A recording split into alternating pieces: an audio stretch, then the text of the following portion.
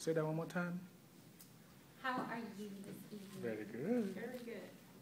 My name is Tina Partridge, and I have a question for y'all. How many of y'all at some point have thought about when you're going to have children, the proper timing, whether it be now or in the future for you? Okay.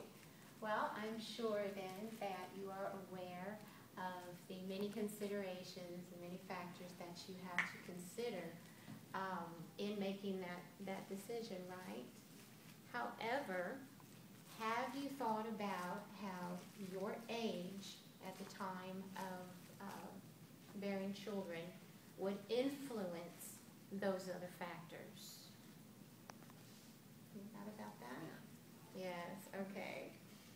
Well, I'm here this evening to share with you the benefits and the challenges between being a young mom in comparison to being a mother who has had children later in life.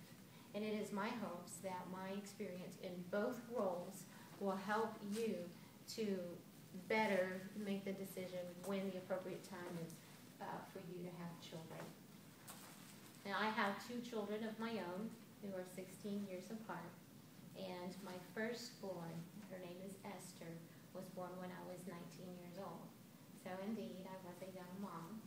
And I enjoyed being a young mother.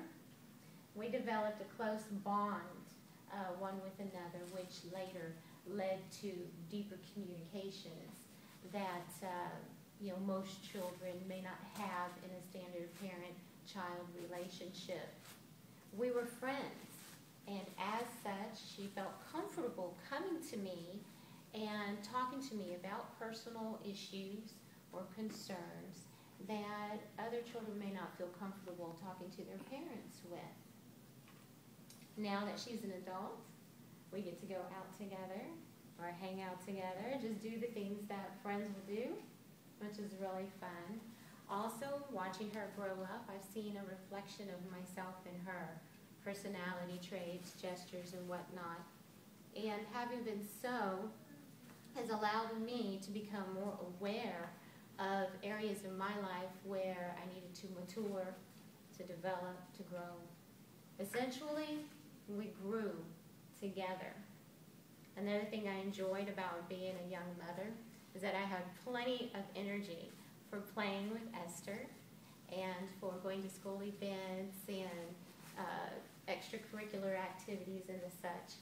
And now that she's a young adult of her own and she has a child of her own, being a young mom has translated into being a young grandmother for me.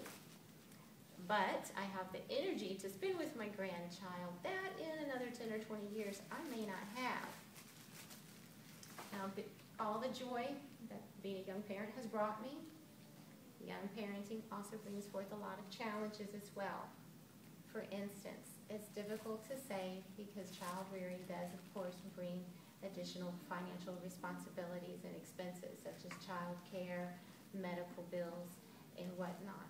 And inexperience with these additional responsibilities and the lack of money management skills often leads to financial instability. Young adults also don't usually have their set choice career just yet, so job changes will also play a role in the stability factor of finances.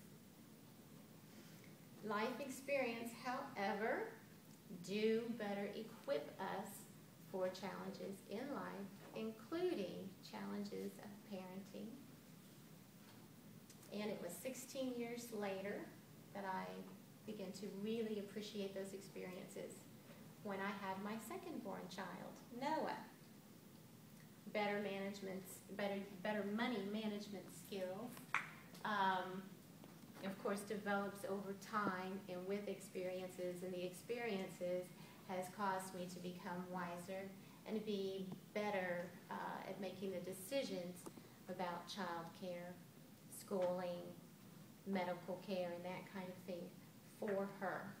Also, another thing I've noticed about being an older mother is I have a lot more patience to discipline her and to spending time with her and whatnot. And I have better focus in providing her the attention that she needs. Just as being a young parent brings many challenges, however, being an older parent brings challenges as well. They're just different. For instance, I have considerably less energy to devote to Noah. A lot of times I feel out of place with her teachers or with her peers' parents because they're often younger than I. However, the biggest challenge I think that I have faced are the medical issues that are involved. Any woman who is over 35 years old is considered high risk. That being so, she is subjected to additional medical care and testing. And I'll give you an example. I was frequently hospitalized for preterm labor and bleeding, and the final time that I was hospitalized, they gave me a very large dose of magnesium through the IV in hopes to stop the preterm labor.